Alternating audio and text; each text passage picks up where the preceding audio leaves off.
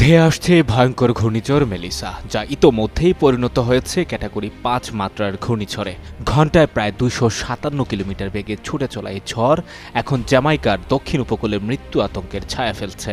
যুক্তরাষ্ট্রের national hurricane centre জানিয়েছে, মঙ্গলবার সকালে সরাসরি জ্যামাইকায় আঘাত হানতে পারে মেলিসা। দেশটির ইতিহাসে এটি হতে পারে সবচেয়ে শক্তিশালী ঘূর্ণিঝড়। বর্তমানে ঝড়টির কেন্দ্র কিংস্টন থেকে মাত্র ১৩০ মাইল দক্ষিণে। ধারণা করা হচ্ছে একই এলাকায় ঘণ্টার পর ঘণ্টা তাণ্ডব চালাবে এই ঘূর্ণিঝড়।